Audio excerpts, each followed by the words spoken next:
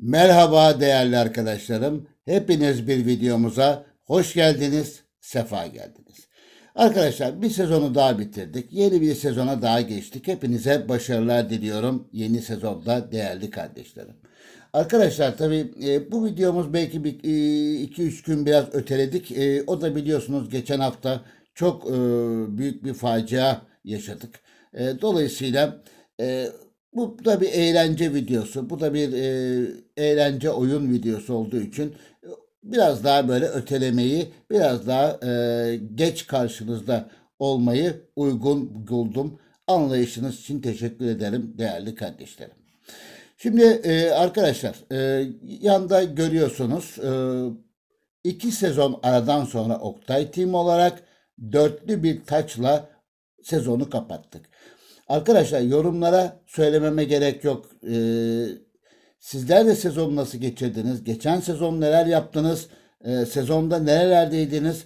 Bununla ilgili yorumlarınızı da bekliyorum. Şimdiden teşekkür ederim değerli kardeşlerim. Şimdi arkadaşlar bugün bir değişiklik yapacağız. Hem Oktay Team ve Oktay Team CR'nin yani Junior'un da e, çok kısa fazla uzatmadan değerlendirmesini yapıp videomuzu sezon sonunda kapatmak istiyorum değerli kardeşlerim. Arkadaşlar şimdi dörtlü taşla kapattık Oktay Team olarak.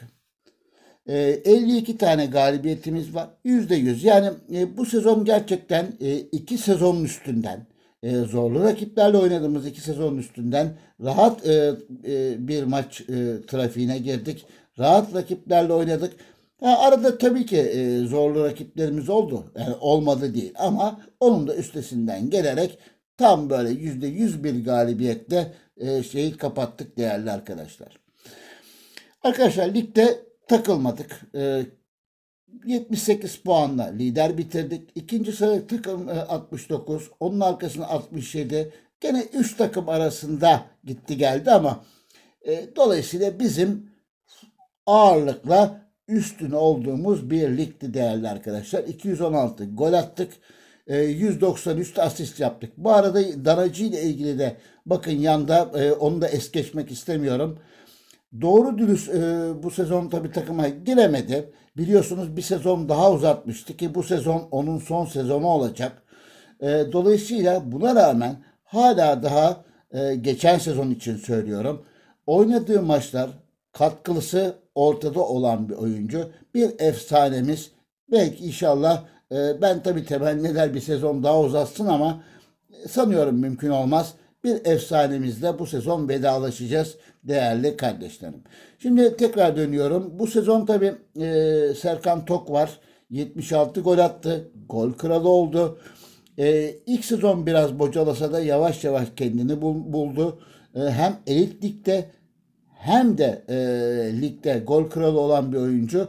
Dolayısıyla inşallah Dalıcı'nın yokluğunda bizi sırtlayacak diye düşünüyorum. Arkadaşlar kupada kolay karşılaşmalar oynadık. Yani şimdi buna şey yapmaya gerek yok. Yarı finalde ki rakibimiz olsun. Çeyrek finaldeki rakibimiz olsun. Finaldeki rakibimiz olsun. Bizimle pek fazla yani aynı seviyede değildi. Bunu da kabul etmek gerekir. Çünkü 2 sezondur gerçekten zor rakiplerle oynuyorduk. Ama bu sezon e, çok daha rahat, çok daha şey bir takımlara düştük. Dolayısıyla bu sezon diyorum, çok özür diliyorum. Geçen sezon tabii ki videonun şeyine göre. Geçen sezonda kupada çok rahat bir şey aldık. Galibiyet aldık. Arkadaşlar Elit Lig'de de aynı şekilde. Yani zaten gruplardan iyi bir seviyede çıkmıştık. Lider çıkmıştık. Dolayısıyla o açıdan yani gördüğünüz gibi grupları tamamlama şeklimiz Kolik'le beraber 24 puanla tamamladık. Daha sonra son 16, çeyrek final, e, yarı final ve finalde de şey yaptık. Nihai kupayı da zaten almamız kadar doğal da bir şey yoktu değerli arkadaşlar. Arkadaşlar genelde oyuncularımız başarılıydı. Dolayısıyla altın eldivenimiz, yükselen yıldızımız. Valla hemen şöyle bir bununla kendimi altı almak istiyorum. süper yedeğimiz, efsanemiz, müthiş oyuncumuz Danacı da girdiği zaman ilk 11'in dışından en çok katkı veren bize oyuncu oldu değerli arkadaşlar. Bunun dışında tabii ki Serkan Tok golcümüzdü. O da hak ettiği şekilde e, bir oyun sergiledi ve Yaşar'la da beraber geçen sezon Yaşar'la da beraber güzel şeylere imza attılar değerli kardeşlerim. Dolayısıyla dörtlü bir taç, fazla uzatmaya gerek yok. Fazla da söyleyecek bir şey yok. Dörtlü bir taşla sezonu kapattık değerli arkadaşlarım. Hemen şöyle geçiyorum. Şimdi evet arkadaşlar, pardon, özür diliyorum, sesimde gene bir çatallanma oldu. Şimdi Oktay Team Junior için de aynı Oktay Team'de söylediğim şeylerin aynısını söyleyeceğim. O da dörtlü bir taçla kapattı sezonu değerli arkadaşlar. Ama e, Oktay Team kadar rahat rakiplerle oynamadı. Gerçekten çok çok dişli rakipler, çok çok iyi rakiplere karşı mücadele ettiğimizi de söyleyebilirim değerli kardeşlerim. 50 galibiyet, %96'lık galibiyet oranı var. Bakın yanında görüyorsunuz. Aynı zamanda dereceli şampiyonada da en üst seviyeye kadar çıkmış bir takım arkadaşlar. Oraya kadar da çıktı. Çok güzel karşılaşmalar oynadık. Şimdi hemen lige geçiyorum. Değerli arkadaşlar, ligde gördüğünüz gibi 74 puanla şampiyon olduk. Şimdi bunun çok kısa bir hikayesi de var. İkinci sırada olan, hemen bir puan arkamızda olan 73 puanlı Türkiye. Daha sonradan öğreniyorum ki Ali kardeşime de çok çok selam ediyorum. Sevgilerimi sunuyorum. Çok güzel bir lig geçirdik arkadaşlar. Ben çok memnun kaldım. İnşallah o da aynı zevki almıştır diyorum. E, Uzun süre hep öndeydi arkadaşlar. Hep öndeydi. Hep domine etti. Hep lider devam etti ama son 3 gün kala aramızdaki karşılaşmayı ben kazanınca liderliği bana devretti. Ben de kalan maçlarda kayıp yaşamayınca da biz bir puanla birinci olduk ama kesinlikle çok iyi bir lig geçirdik arkadaşlar.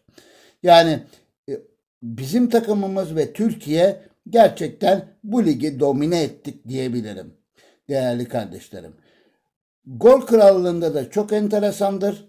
Johnny Por bizim 88 golle gol krallığına adaydı.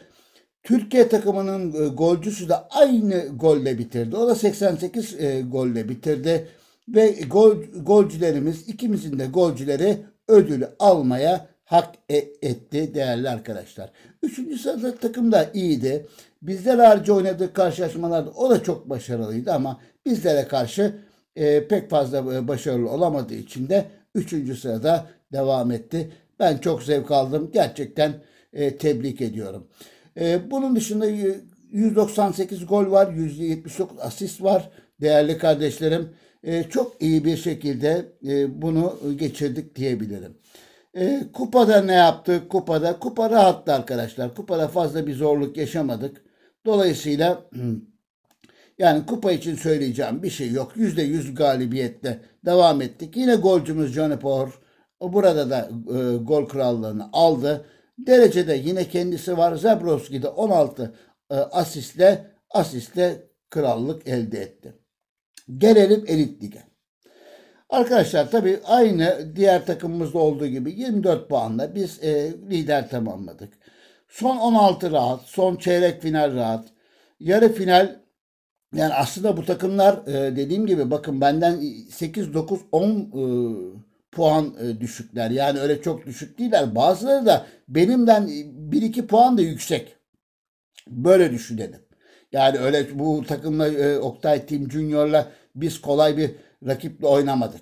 Ama biz o şekilde bir düzen ve makine düzeni içinde hareket ettik. Makine düzeni içinde talimatlarımızı verdik. Dolayısıyla her şekilde başarılı olduk diyebilirim. Bakın yanında görüyorsunuz. Aynı zamanda Oktay Team Junior'da dereceli şampiyonada en iyilerde de biz en iyilere kadar da ulaştı. Bu da ayrı güzel bir şey diyelim değerli kardeşlerim. Şimdi finalde çok enteresan benim bir hatamdan dolayı. Finaldeki rakibimiz de kuvvetliydi. Öyle boş bir rakip değildi. Oyun tarzları elitti, nadir böyle bir takımdı. Ben açıkçası saatlerde biraz karıştırma yaptım.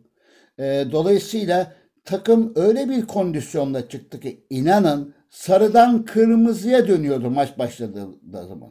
Düşünün yani daha maça başlıyoruz. Birinci, ikinci dakika takım sarı ile kırmızı arasında git gel yapıyordu. Dolayısıyla ben dedim muhtemelen bu maçı kaybederiz. Yani bu imkanlarla biz bu maçı çıkartamayız dedim değerli arkadaşlar. Ama normal sürede dayandık. 5-5'e getirdik.